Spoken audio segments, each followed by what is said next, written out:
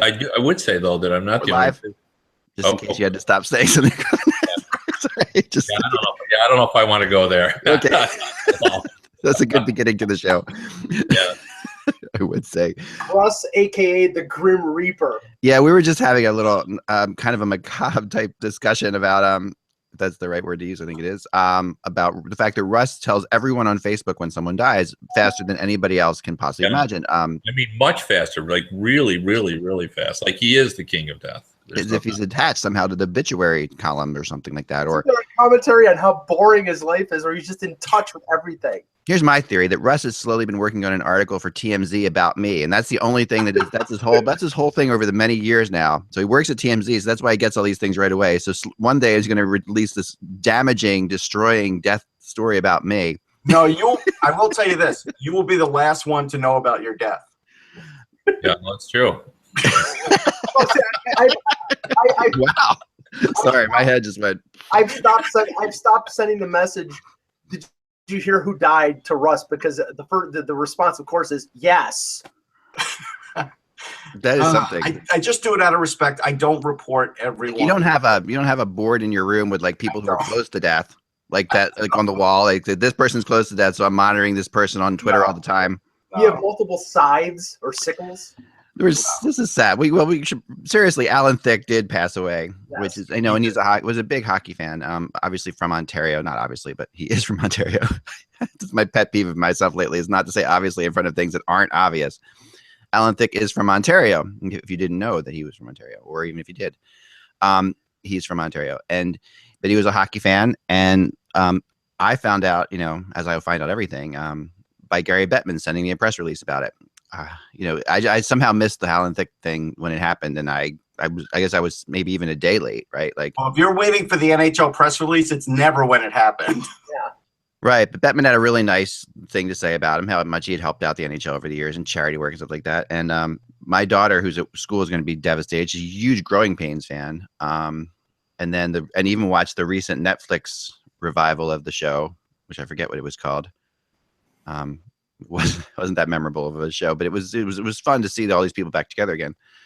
If you were into the show, so yeah, it's sad, I was into the show. Go ahead, Kev. He was a real friend of hockey. I mean, he was always involved in celebrity hockey. I mean, he was playing hockey when he died. He was out on the ice with his 19-year-old son, and he played. And I remember, he ran with Gretzky when Gretzky was in LA. They were, close friends. I'm trying to think who was the composer. Was in that group too. It was sort of like their own little rat pack. David Foster. That's it. That's who it was. Yeah, for sure. Foster, right? Yeah. Yeah, and they just had a group, and they spent a lot of time, and Thicke loved the game and promoted it before it was fashionable. In Los Angeles. So he really was. And as you mentioned, it had his Canadian roots certainly played a role in that, but.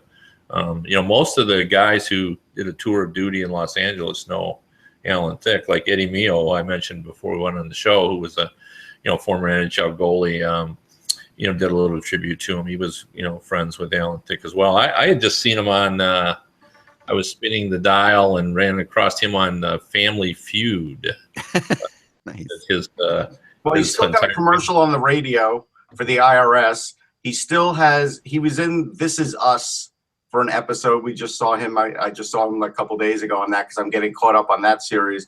And yeah, we all were Growing Pains fans, I think. I mean, Met fans were because the writers wrote the Seavers and the Kuzmans, so that that was an instant. Oh, that's kind of interesting. Right. That was underlining. But one of the first things I ever covered was him playing in a charity hockey event in Chelsea Piers in New York. And I got to interview him at that time, and he was great. And then I saw him again when the All-Star game was in L.A., and yeah, he just loved playing. He was a good player too. He was not like Michael Rappaport, who couldn't skate and couldn't score, and is maybe the worst celebrity player I've ever seen in my life. He was a good player. That's so funny. Oh my gosh. Well, it is sad, and he was playing hockey with his son. It's interesting. Yeah. Really interesting. All right, let's move on with the show, and we'll talk some hockey for the living. Guess I'll say that. Wow, Sorry. Wow. Sorry, it's been a day around here, and I apologize. It's horrible. Alexa, what day is it? Today is Wednesday. December 14th. And you're watching Hockey Buzz on Hockey. I tried to do that. I thought I could do that. Whoa. Come on. The toughest part is remembering the date, and then you don't even remember how we did it. Hello. Hello. I almost screwed it up there. Isn't it unbelievable? Hello. It's Wednesday, December 14th, 2016. Kaya's pissed at you. I'm Michael Lagello. I'm Russ Cohen from Sportsology. Kevin Allen, USA Today Sports. And I'm blurry. Is that what you were saying, Russ? You were blurry, yes. Am I still blurry? No, now you're better. Okay. I'm Eklund. You're watching the Hockey Buzzcast on hockeybuzz.com. This is the podcast that comes every Monday through Friday. We are very happy to have Kevin Allen back today. How you doing, Kev? Doing great. Happy to talk a little hockey here. I haven't been on in a while. I miss you guys. Yeah, we miss having you on for sure, and we get so many requests to have you on. It's crazy. It's one of my most common emails that I receive. When is Kevin coming back to the show? So now you guys can stop emailing. He's back. I wanted to get your opinion on the GM meetings, obviously, because that's a thing that you hold deep and have written plenty about, and some of the thoughts on it.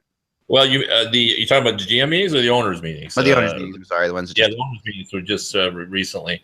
What I find most interesting about them is I have a long history with them, and I always feel nostalgic when they're held at the Breakers in Palm Beach, Florida, because back in the 80s that was standard operating procedure. Now Gary Bettman alternates them between the Breakers and then Pebble Beach out there, so that the West Coast owners don't have so far to go. But in the old days, it was like the Wild West. Like owners would come out of the room, especially if we were doing talking about expansion or realignment, and they'd still be arguing as they walked out the doors.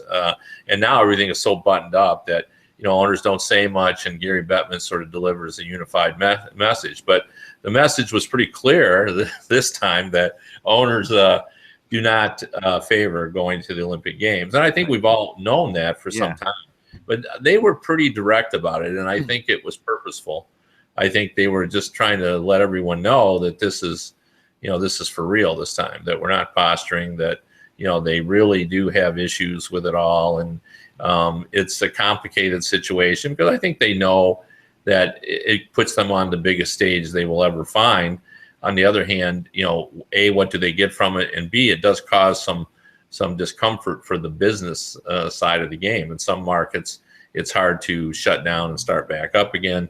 I mean, obviously not in major markets, but in some markets, and there's the danger of injury. Now, I've never been bothered by that. I think that's just part and parcel. Guys get hurt. It's just luck and happenstance. They could get hurt in a regular season game as well. But, they see it differently in a parity league where, all we got to do is look at the standings and see how close, some of the races are, and every team's the same, that if you lose your premium player and you miss the playoffs because of that, that could cost you millions and millions and millions of dollars. Plus, the logistics of the Olympics are not the way they like them. The IOC sort of runs the show, and the NHL views it as their players, and they feel like they should have more say. So there are a lot of complications, but I would say now my feeling is it's about 70-30 against going. Okay. Now, federations tell me that they still believe that there's a shot, that that Donald Fehr is going to. The players really want to go. We all know that. And I don't think Bettman, I think he's, knows the problems, but I also think like it wouldn't hurt his feelings if they had to go again. That's how I've always felt, So who knows? I mean, there's still cards to be played. Rennie Fassel, the president of the IHF, said he's found the money. As we all know, the IOC is no longer going to pay insurance costs or transportation costs, and that's over $10 million. That's amazing. So, but Fassel said he has come up with the money. We have to trust him on that. So now it's just a matter of getting over the hurdle of the NHL just not loving the concept. And it has something to do with where it is being held, obviously, too. For sure. For the Olympics. Yeah, because they would like to go to China. And, before the league was sort of telling me that they had sort of assurances that are implying anyway that they felt like they could skip 2018 and go back in 2022 to China. But now they said on the record that that's a little ambiguous, that they're getting sort of mixed signals about that that maybe the IOC is saying this either go all in or go all out. Yeah, it could be negotiations. I could see that. Doesn't it seem like negotiations though? That I mean, it's kind of thing. If the NHL wants to come to the Olympics, doesn't the NHL get to come to the Olympics? I mean, it is negotiations, Zach, but you got to think at some point it's not in the IOC's benefit to have them in and then out and then in, because otherwise it's hard to market it. It's hard to market it then. You don't know what's going to go on. Yeah, but I would say this. I mean, from the IOC's perspective, well, first of all, I the way I think they treat the NHL is reprehensible. I mean, these are pro players, and you're getting a high talent level, and you're getting a more premium tournament than you would have. But saying that, if we all just put together our best non-NHL teams, people are going to watch. We watch synchronized swimming, for gosh. We watch horses dancing, for crying out loud. We do watch horses dance, and we like it, and we like horses dancing. I got hooked on dressage last time, and I'm not going to be. I'm not too proud to say it. The thing is, Kevin, if the NHL doesn't go, then the Olympic competition for hockey will be the equivalent of the Spengler Cup. It'll be anybody who's not affiliated with a team. And I I'll watch it. It'll still have some intrigue to it, but it won't be great hockey. But it won't be great hockey. But only you and all the members of the media will care. I mean, to be honest with you, I mean, the number one question Mike Brem, my former editor, and I talk about.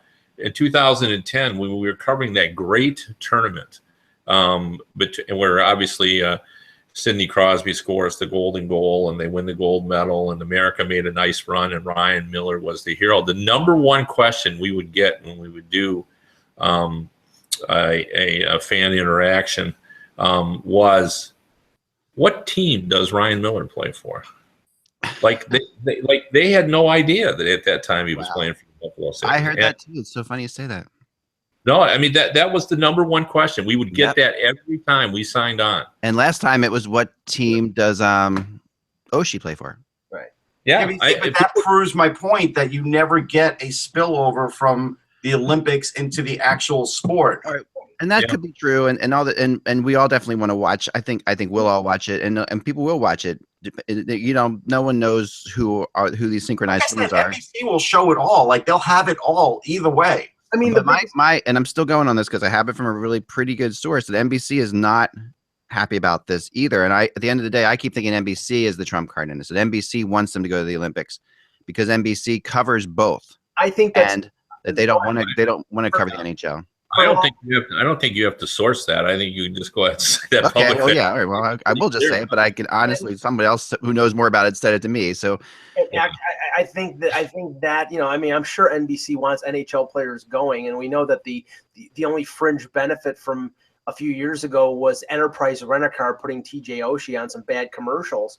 But the thing is, honestly, I think that the owners resisting against this trumps whatever NBC wants, because they don't want their team to lose a player like John Tavares was lost to the New York Islanders. Even though they weren't in the playoff race that year, you can just see a team. Do you think Edmonton is anxious to see Connor McDavid in the Olympics and seeing him break his collarbone again?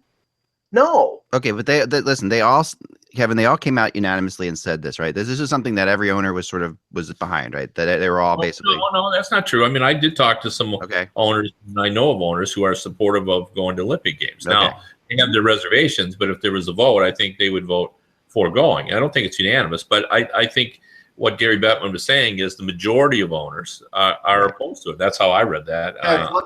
Let me ask you the important question, because we know, like, Ted Leonsis clearly would send Alex Ovechkin. He would never stand in his way. So he'd probably be one of those owners that's not against it. But let's say there is no Olympics. What do you think the sanction would be for the NHL if Ovechkin says, I'm going, and he's under contract still for the NHL? Well, first of all, I think there'll be more than one Russian who will go. Right. But I also think only the Russians will take their players. Every other federation, they're too aligned with the NHL. Yeah, I mean, especially Canada and the U.S. Canada and the U.S., you think that with the money that they get from the NHL, they're going to buck the system and take a maverick NHL player? That won't happen. So I think we'll see some Russians, but I think that'll be the only. And then what are they really going to do? They'll suspend him while he's gone, and then when he comes back, they'll reinstate him. I mean, you don't think there'll be a dollar amount? You think they? No, there will be money out of their pocket. They can't. There's limits on what kind of fines they can impose on him anyway. Suspending him without pay is a dollar amount. I mean, if they suspend him without pay, true, that's a lot of money for Ovechkin, right? Yeah. So I don't know. I mean, to me, that would be, I don't know that they would do that. So, and to be honest, Bettman was asked, and he said, we're not going to cross that bridge. Yeah. Yeah. I mean, the one thing that bothers me about all of this is the fact that it was used as a negotiating ploy for the CBA. Yes. And I still think that was a bit, I haven't talked to you since this happened, Kevin, but I still think that was a bad idea. Like, let's put it into context, though. I mean, I think that's fair criticism. But let's put it in what did the PA do when the NHL just wanted to change to 3-on-3 overtime for the All-Star game? Right. They leveraged it. They said, hey, even though, I mean, come on. Like, did anybody really care? Right. That's true. They saw the opportunity, and what did the NHL say? All right, you win. We'll give you the week off, the bye week, which is what you want. So now all of a sudden the players want something, and the league said, well, we've got an opportunity here. Now, saying that, Bettman argues that's not exactly what happened. His argument is that they were discussing in a broader sense the World Cup of Hockey calendar, and he said, well, if we want to get this nailed down, maybe we should look in terms of that. If the last time we did the World Cup, remember in 2004, when it was on the back of a end of a contract, it was a disaster. Right. And to avoid that again, we either need to change the date of the World Cup, or we need to assure that there's going to be labor peace. So would you consider if we went into, he says, as Bettman said, I didn't even take it to my owners.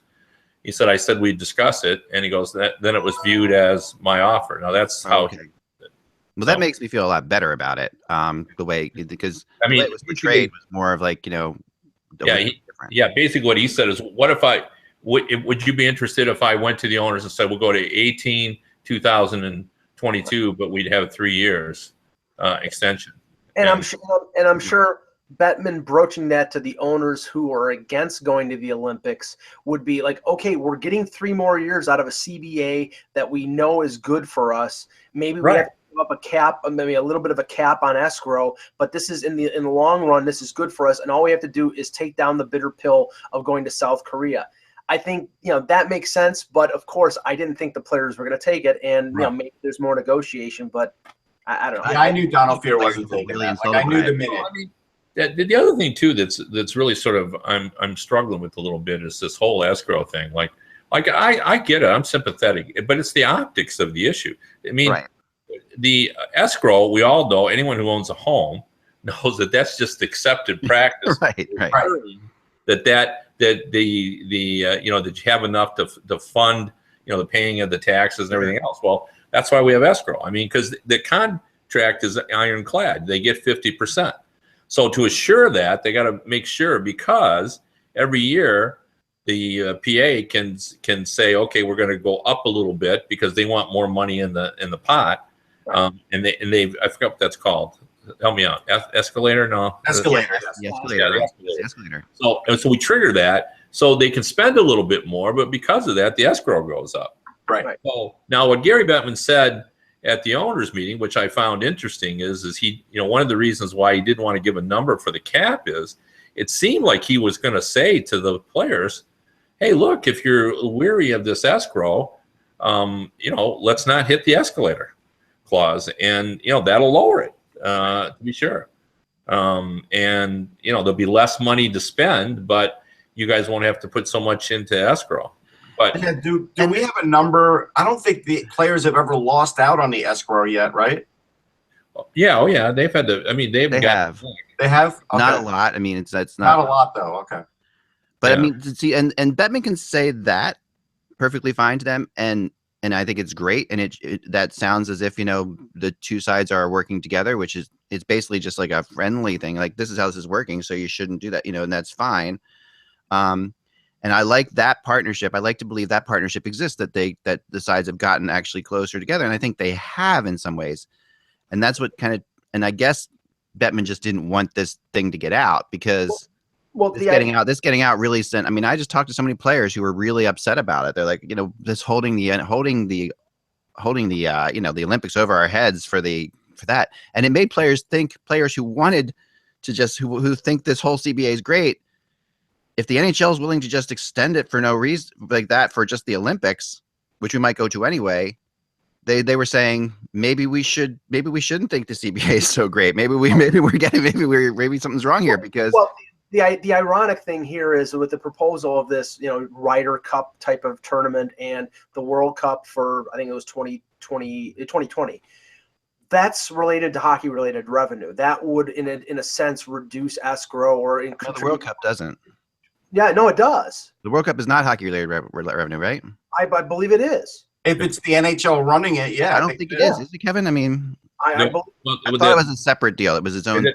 Yeah, but the split on the World Cup is significant for players. I mean, no, it's really good, but it doesn't connect to the escrow at all. It doesn't connect to World Cup. Because because it's a split of the money already. So I mean, it's hockey-related revenue in that they get their fair share of it. But I mean, it's not that magical hockey-related revenue that we talk about. There's absolutely no revenue being derived from the Olympics. I mean, you'll get NBC. Right. Ratings, no, you're right about that, 100%. And see, that's the thing. If the big issue with the Players Association is escrow, then going to the Olympics shouldn't be that big of a deal because it doesn't help that escrow situation out at all. That's all I'm saying. Yeah, but they want to go to the Olympics just because it's the Olympics. To be honest with you, I think I understand both sides of this. Like I understand the players not the optics of them taking money out of their check. Nobody likes that. I don't care if you're making $10 million, $100,000, or $30,000. When there's more taken out of your check, it drives you crazy. Right. So we all understand that. I also understand that they'd be miffed that the league would tie the Olympics to extending the CBA. It seems like the two shouldn't be related, and it seems a little unfair. But both sides have played hardball at various times, just as I mentioned. The way it played out was that if the way at the time we sort of assumed that Bettman had talked to the owners about this they would be okay with this because the way you're describing it, Bettman would still have to go to the owners and say if this. Yeah, but they would have been okay with it we might just said it. I mean, to have because now you're selling it. Look, we're going to have a couple of World Cups. We're going to have the Ryder Cup. We're going to have Labor Peace. It's all going to be good. Right, I get it. But if you're okay with that.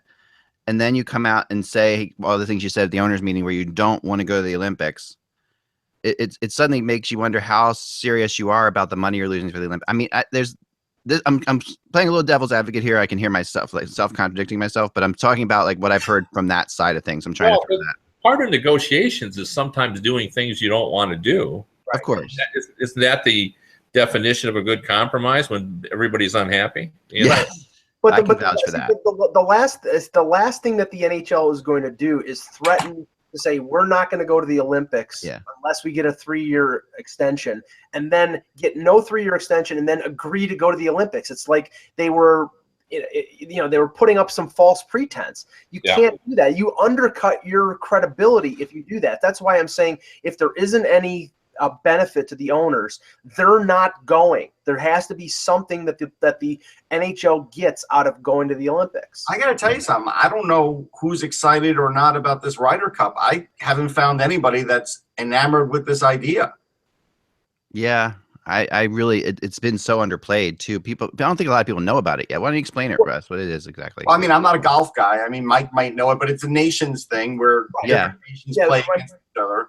The Ryder Cup is basically the United States versus Europe in a sort of a match tournament. But in this instance, we don't know whether it's going to be the North America versus Europe, or how they're going to do it. But the only thing I like about it is they say it's going to replace, in the years that they do it, it's going to replace the All-Star game. Hallelujah. Well, yeah, I mean, and the concept hasn't really been finalized yet. It's really just sort of in the planning stages. And initially the first thought, now I don't know if they're still on this, but I remember when I talked to John Collins about it when he was still there, he talked about maybe it would be done in Great Britain, in the UK, to try to grow the game, like the NFL going to London. And It would just, I don't know why wrestling people aren't excited about it.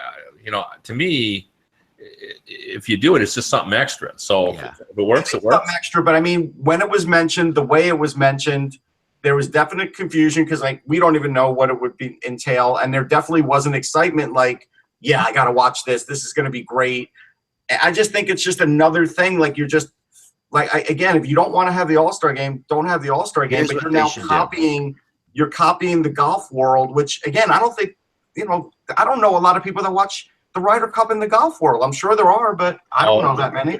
Yeah, it's a lot actually. The problem is the name. Like, here's what they need to do. Okay, they need to. We all know Quebec's coming back eventually, right? They're going to have an NHL team eventually. So say we have an NHL team in Quebec 3 years from now. Just that's possible. And if that's the case, you know what we need to do instead of the Ryder Cup? We need another rendezvous. Rendezvous. I knew you were going to say that. Yeah, and because the NHL is at its best when it does that. When it calls on its own history. And I think they would be better served doing that. I agree. Yeah, and brings things back. So having another rendezvous series would be phenomenal. Like that, and that was. I mean, we all remember that so fondly. That was a great series. And I don't know if you do it. That side of the Atlantic versus this side of the Atlantic, or whatever you want to do it. However you want to do it. Well, Go ahead, Kev. The aim seems to be that the NHL wants to grow the game internationally. So playing them in Toronto or playing it in Detroit or Philadelphia doesn't grow the game. Playing it in Helsinki or Stockholm or in Germany or in Austria, that grows the game. It's a better showcase for the game internationally if it's played in Europe, or even they're talking about China as a precursor to the Olympics. That probably is where they would go with this. At least I think it would. Yeah, I mean that's a possibility. I've said all along, we still have like a KHL versus NHL. Confrontation. I think you could have a series. If you took the KHL champion and played them against the, we all say, oh well, the state. Scouts tell me that the KHL is like the AHL. Well, we heard that in early 1970s as well. The NHL was going to dominate. It'd be a lot of pressure on the NHL. But what if we just did that? I mean, I think that would be better. I like that idea better. Yeah, I mean, I think it would be unbelievable. And they've talked to, they have the Champions League, but what if there was something beyond the Stanley Cup? What if there was? That's where it should. I've always wanted it to go there eventually. That's what you really. Have this, have the Stanley Cup champion play like the KHL All Stars, sort of like the All Star game was before Wales and Canada. It would be better if they played the KHL champion, though. I just think you need the champion of the K. You need a four team thing. Is what you need. The NHL, the KHL champion. No. No, you did the NHL, the KHL champion, a champion team that would be derived from the winner of the Swedish and Finnish leagues. So you have like a Scandinavian champion and a Switzerland and a Swiss champion, because the Swiss league is so good right now. So to me, if you have those four teams, or maybe the Swiss league plays the Czech league or something like that. I mean, there's some really good leagues. You could have a real legitimate world. I don't think they're good enough. Like, I think no, they aren't. But I think is the KHL much better than the Swedish league? I think it's better offensively for sure. Yes. And now I've heard both. Could a Swedish league team hold down a KHL team score? Sure. But I think at the end of the day, the KHL would beat the Swedish league. I do. Now the Swiss league, there's no chance. Like they would be the underdogs for sure. They would be like Japan at times. Like it would be bad. But they're getting better, and every year they're getting better. The Finnish league, they still would have trouble too. The Swedish league is the only other one. If you wanted to do three teams, I don't think the Finnish league could even be in there either, because all they're going to try and do is keep the score down, and that's it's going to be a little boring. Well, it's funny because something on my docket today was on my little news list of news things I put down today was this. Avis Kalnins, you know who he is? He's a tweeter. He's a writer he tweets out covers from the KHL. Yeah, he's based in Latvia. Yeah, he's a really good KHL guy. Had an Ilya Kovalchuk quote today that says, "In a few years, KHL will be able to compete with NHL." And then Avis finishes his tweet by saying, "I can't confirm he was sober when he said this." Yeah, it's never going to happen. This is a KHL guy saying that too, which is why it's very funny. And the funny thing is that we've seen sort of like a growing exodus in the KHL over the last couple of years. I mean, Radulov left, Zaitsev is left. I mean, Datsuk went back to Russia basically at 37, 38 years old to Yeah. finish his career because of family concerns. So, it's not getting better over there. It's getting worse. Yeah. No, it is. The problem with the KHL is this. They have that league called the MHL, which has their prospects. Right. There's only a handful of prospects every year that come out of that league that actually get into the NHL draft and get drafted. Most of the guys that get drafted come straight from the KHL. So that MHL juniors isn't very good. It's still not good. Fetisov was supposed to fix it. He hasn't fixed it. And that's the biggest problem. So they're basically feeding off of already existing talent. They're not really creating much of their own.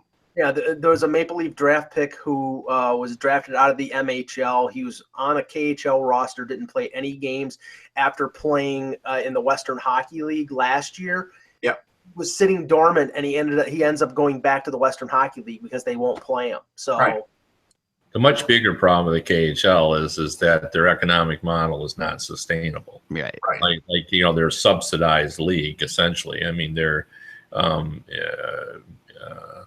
beholding to the philanthropy of a group of very rich people who or communities who are willing to subsidize the teams because their arenas really aren't big enough to support their salary structure. At least that's what I've been told. And how long will they do this? If there's a downturn in the economy, what will happen? We've already seen some economic problems there as well, with players complaining about lateness of payments and so forth. So I think that's the bigger issue there is that you just wonder how long they'll be able to sustain, and it's already started to be some haves and have-nots because of the financial aspect. Oh yeah, for sure has. I did my blog today on buyers and sellers, my buyers and sellers rankings in the Western Conference today. Early on, this is I'll do this through the rest of the whole trade deadline. So this is just the first baseline of the whole thing. And it was interesting, the Eastern Conference yesterday, we had many more buyers than sellers, and it's the same in the Western Conference, but it's even more accentuated in the Western Conference, essentially, is what I came out to. And the system, for those who didn't watch yesterday or didn't read the blog, is basically I have 12 different factors. I've come up with this formula over the years. I never shared it until this year, but I thought I would share it with you guys. It's just the idea of trying to figure out who are buyers and sellers based on so many different criteria, including where they are in the standings, how many teams they would have to pass to get into the playoffs, how many teams they would have to lose out to in the playoffs, the amount of money they have under the cap, and it goes on and on. Their goal differential, which I always think is sort of a better semblance of how good a team is sometimes, and even looking at the standings, goal differential tends to be. So anyway, and I again end up with very strong buyers, likely buyers, possible buyers, and the same thing on the other side of sellers. So in the Eastern Conference yesterday, I had in the strong buyers and the very strong buyers category, which is really where the trades will happen. The middle teams I sort of throw out for now because they could go either way still. I had 9 teams in the East, and I had 8 teams in the East and only 5 strong sellers in the East, where in the West I also have 8 teams as buyers and only 3 strong sellers in the West. And that basically comes out to 16-8. So that means buyers in the NHL are outnumbering sellers 2-1, which is, when it gets to that point, it becomes a definite seller's market, at least at this point. And it's early. The reason I bring it up now is when I started doing this yesterday, I realized that it's early for a seller's market. It's early to have that kind of a ratio in terms of what I've done in the past. Kevin, thoughts on this? Well, I mean, there's just not a lot of teams that are totally out of it. Yeah. I think I find that the players that teams are looking for don't exist. Yes. The Tampa Bay Lightning needs to upgrade their defense. They've been looking around for it, but there really aren't players really available. And there's a couple of teams looking for centers, and I don't see any of them really available either. No. And I think there's a commitment. And the other issue, one of the big sellers everyone looks at are Vancouver, but they have to commit to a rebuild before that's going to happen. Yeah, totally agree. And Vancouver, well, the connection there seems to be that there's a disconnect between maybe what management wants to do and what ownership wants to do in Vancouver, which is not uncommon among teams. What's interesting is last night they had that third period collapse, and to be honest, there was a similar situation, not a third period collapse, but there was just a terrible loss by the Red Wings to the Arizona Coyotes, a tired team who had lost big the night before, a game the Red Wings really needed to win to stay in the game, and they lost. But it's two different situations. In Vancouver, like I know that everyone's got the torches and pitchforks out in Vancouver, like calling for the coach to be fired and so forth. But to me, like if sometimes when that situation happens, you say, okay, it's time to go out and get the number 2 center or trade for a defenseman. But in the Canucks situation, the decision they have to make is not like there's no one to trade for that is going to make the situation better. Either you could change the coach. So, that has to wait to the end. In the Red Wings situation, they have to decide, could they go out and get someone to make them a better shot to make the playoffs? Because there's still third place is still in reach in the Atlantic. Well, the thing with Vancouver is they'd have to make a blockbuster to move both of the Sedins. Probably that's probably what they'd have to do. Yeah, I tell you what I would do in that, and I'm sure that this has come up to them. I would just go to the Sedins, who are just really good guys, and just lay it all out. If you're going to commit to a rebuild, you bring them in and you make it public. Like you tell everybody, look, we're bringing the Sedins in, we're explaining it to them, and we're going to do whatever they want us to do. And if they want to try to move together this summer, we'll make every effort to try to accommodate them. Right. But it's just making part of it. But it's going to have to be in the summer because it's $14 million in cash. It couldn't be done in that at the trade deadline. But it could be done in the summer. But what Eck is saying with his buyers and sellers list, I mean, if you look right now, legitimately in the NHL, there's probably 4 or 5 teams that are guaranteed sellers at the deadline based on where they are in the conference right now. I won't go through all of them, but a guy like Martin Hanzal, who's on a team that's definitely going to be a seller, and a player who's a UFA, that's the type of guy. I mean, he's a good center. He's big. I think he's a pretty decent player, but because there is not a lot out there, and he's probably would fit into a number 2 center role on a few teams, Arizona is going to get overpaid for Martin Hanzal, and his contract I think is $3.1 million. So because the market is reasonable. So small. I mean, they're not going to get overpaid like crazy for. No, him. and I think what people are misunderstanding too about my blog and a couple of things is buyer sellers. Basically, there's 3 aspects to this year's trade deadline, in my opinion.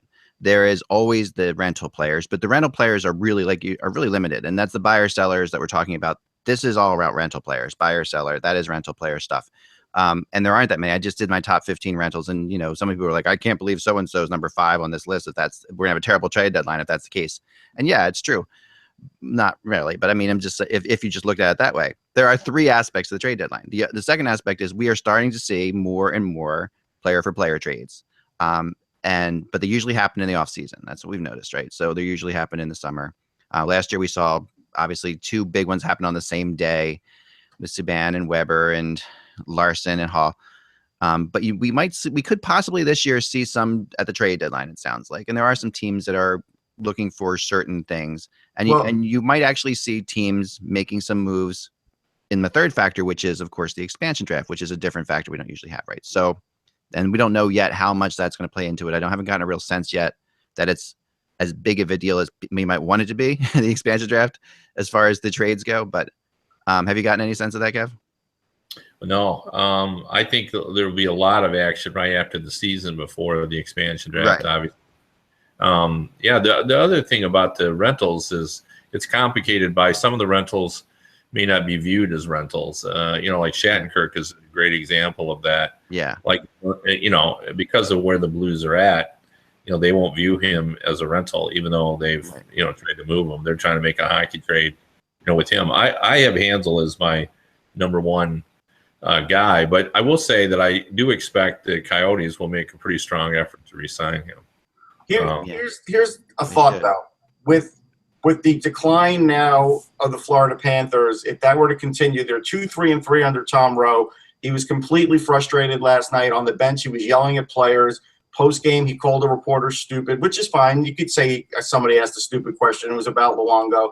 that's fine. Although he views Luongo as one of the best goalies in the world, I'm not sure he's that high up anymore. But if all those things don't settle, Kev, you could see where Florida might move some guys, because Tom Rose basically saying there are guys that are just showing up to play, and that's not good enough. And so maybe they would make a couple of trades that we're not even anticipating. I guess it's possible. If I'm the ownership there, I'm really questioning what I did here. Yes. They were headed in the right direction and everything was going well. And now all of a sudden they made some major changes and they look like a disaster. So I don't know that we can predict what he's going to do. Yeah, I think they are the wild card, Russ. I think you're right. Yeah. And because of that, I mean, if the players on this, they seem to have gotten rid of everybody from that regime to a degree, not gotten rid of, but moved them along. So some of these players are also from that regime. And usually what you see when this happens is those players go as well, right? Well, they've either gotten rid of them, or they've extended them. They just extended everybody. I mean, Huberdeau, Barakov, Ekblad, everybody. Riley. They did a big extension, and that makes them. I think some of those players who are extended actually a little bit tradable, because some of the contracts are not terrible. Because they're good contracts. But even a Yager, he'll pass Mark Messier this year, right, for second all-time scoring. But then if the team's not going to be a playoff caliber and maybe he doesn't like what's going on, he might ask for a trade, or they might go up to him and say, hey, can we trade you? I mean, so someone like Jaromir Jagr could be on the market. Yeah, no, that's fair. I think they could move Jagr and you can sign back in the summer there again. I think that could happen very easily. He likes it there. I think they could easily go back there. Real quick, we wanted to get into this too. I didn't want to get into this, but we were chasing it down as it was happening. Is this report at LA Times by Helene Elliott that Ron Wilson has suffered a stroke, and is recovering from a stroke? Actually, is how the article says. Yes. So I don't know when the stroke actually. I was trying to figure out when it happened. Well, he was at the U.S. Hall of Fame. Was it last week, Russ? Yeah, I spoke to him. I interviewed him. He was in good spirits. He's a great hockey guy. He was funny. Yeah. These things just happen. It's a shame, but I hope he gets well soon. Yeah, my understanding was it was a mild stroke. If there is anything. So. Yeah. Okay. Yeah. So that's good. Good to hear that. Definitely for sure. I wanted to check into that as well. Back on the Luongo thing real quick. Yes. Funny you say that. Luongo, someone sent me for the crazy stat for today. I like the fact that actually we're getting people sending me crazy stats, and this is good. And I found this on Reddit as well. They was pulled for the 4th time in the last 7 starts at the XL Energy Center, where he can't last night. So apparently, and that's what the question came. That's what the question was pointed at, and that's where Rose said it was stupid. Right. But there are stats to back it up. It's not 3-12-3 lifetime playing in Minnesota. Jeez. That's crazy. That's a crazy number for a goalie that good. Really, really, really, really wacky. Something that just. I mean, there's that the actual word he used was stupid. Stupid, yes. For the first time he responded, he said ridiculous. Right. Then he added stupid. So he was clearly miffed. And I mean, I get. I see. To me, and I'm maybe reading a little too much into it. I think he obviously is feeling the pressure right now because that team is foundering, and I think they're at a loss of, for the reason why. I can tell you the reason why. They changed 2/3 of their defense. Yeah. They, and I mean, it doesn't take a rocket scientist to see that the Florida Panthers maybe mismanaged is overdoing it, but they have gone. They were in a positive direction the last 2 years, and they've reversed course dramatically this year. Yep. Yeah, the Club's taking over Luongo. Like, his contract will go until he's like 42, I think. But even at 40, and Dwayne Rollison looked pretty good at 40 back in the day. I don't know how good Luongo is going to look at 40. So, there is a window there. Right. And isn't there a cap recapture aspect to that contract with? I'm not sure. Yeah, I don't know if there is, but I think because that was one of those lengthy contracts, and there would be some sort of ramification to the Canucks if he retired early. Oh, so, wow. Yeah, there's the fun cap recapture, man. I can't wait to talk about that. So Brad Marchand got in a little bit of trouble last night. He put out this tweet. I don't know how well you can see it here, but it says at NHL and at NHL Player Safety, this hit cost me 7 games and $500,000. Way to be consistent. Talking about the hit that Emlyn, when Emlyn on Marchand. Well, and then of course he deleted the tweet quickly after. Right, probably because the probably because the Bruins told him to. But I think he's right in a way. I do, because of the, certain play. I mean, and okay, Raffi Torres is going to get penalized for the last hit that Raffi Torres got suspended for was not worthy of I think it was a 20-game suspension, but it was Raffi Torres. There's a book on him. That's right. What happens. Brad Marchand, I can't remember the Vancouver Canuck player that he completely submarined the game after in 2012, right? After or in 2011 after they had played in the final, he undercut somebody, and I don't think he got suspended for that one, but the next one after that, he did get suspended. There is a reputation base in terms of these suspensions, and I think Marchand is just saying, well, Alexei Emelin is the biggest cheap shot artist in the NHL, so why isn't he getting the penalty? Right. And finally, Jonathan Quick news. Jonathan Quick today is out until March now. Yeah, I chuckle at this one only because we were told, hey, this was just a procedure.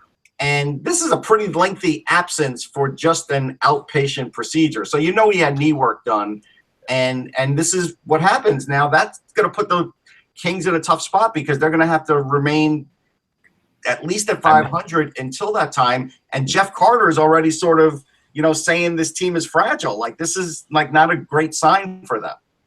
No, Jeff Carter came out and said that last night. It's going to be a tough procedure for them to find a new goaltender if they need one. Yeah. I mean, Kev, watching the Kings this year, they really do look different to me. They look as if you can beat them if you play a certain way. Yeah, they look a little bit stale. Just the way that I would phrase it, and losing Quick, it just changes everything. I mean, the biggest lie always is when players say, "Well, it doesn't matter who's in net. We play the same." Right.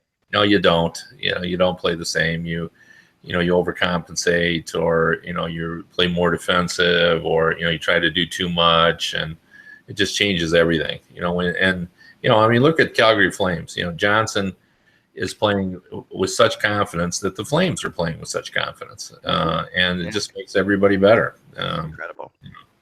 No, you're 100% right. And then this just in, KHL has adopted the 3-on-3 overtime, and just put it in mid-season. Decided that they're going to go to it. I'm against the 3-on-3 overtime because of I interviewed Aaron Ekblad the other day. I put it up on Sportsology. He called it a chess match. We now have players leaving the offensive zone to go back and reset everything, and not always for a change. Sometimes just to slow it down. It's not what it was last year, and I have a feeling it's going to get worse. And Russ, a very experienced San Jose team last night in an overtime against Toronto. I counted 8 times where they had puck possession at the blue line, and instead of making the risky pass that would have turned out to be a 2-on-1 the other way, the player backed out to the red line or even deeper and allowed the other 2 players to change and reset the whole thing. It has been coached up effectively. I think that's fair. Yeah, I think it's fair too. I mean, I don't know any other options though. I mean, I think that get rid of 3-on-3, get rid of the shootout. Let it be winner take all. Let it just be winner take all hockey. Why can't we have that? Well, you want to play till someone wins? No. I mean, they could play a time limit, I guess, in overtime. And if they had to have a tie, it's fine. But I still want to see, or if you want to leave the shootout, leave it. Just go back to 5-on-5 overtime and a shootout, but then just let it be winner take all. That's it. No loser point anymore. Get rid of it. 2-on-2. That's my answer. 2-on-2 is the way to go.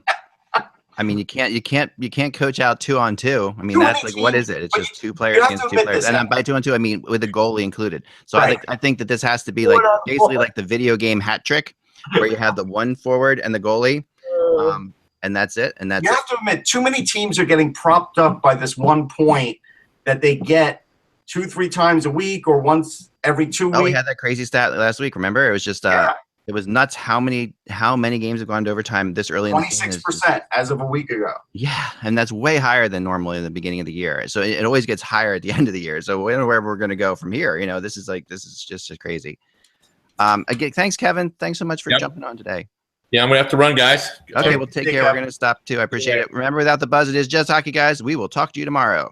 See you then.